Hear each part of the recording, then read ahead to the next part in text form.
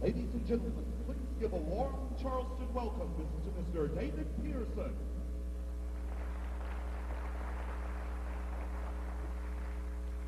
I'm glad to see y'all showed up to this afternoon. I tell you, I've been driving pretty much all over the country, and I've found out that driving is quite an adventure. Why, today on the way down here, I saw a bumper sticker. It said, "Warning. The Surgeon General has determined that my driving is hazardous to your health." But it's not just, like bumper stickers and stuff like that. I was driving the other day between Ashley Phosphate and Somerville on Dorchester, line of cars, 5 miles long, bumper to bumper, 10 miles an hour. And this dude decides not to pass just me, but the whole line, which is great except for the other car coming in the other lane. Well, he went and swerved to avoid him, and we collided and ended up in the ditch. He jumps out of the car a little bit upset, And he says, this is going to cost me about $3,000 to get this fixed.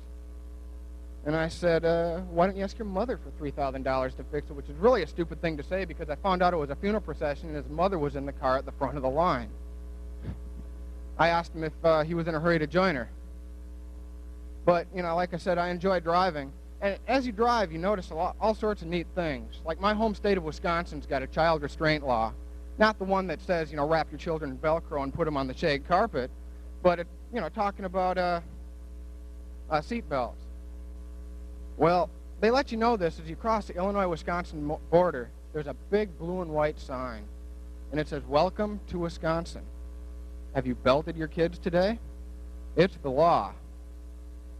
Another thing about driving, I've driven straight home from here. It's like 14 hours just to Chicago, 20 hours home.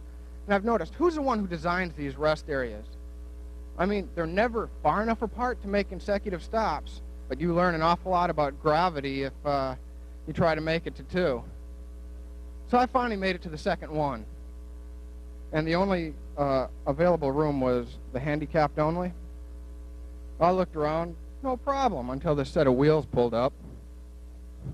I tell you, I left that rest area with one heck of a limp.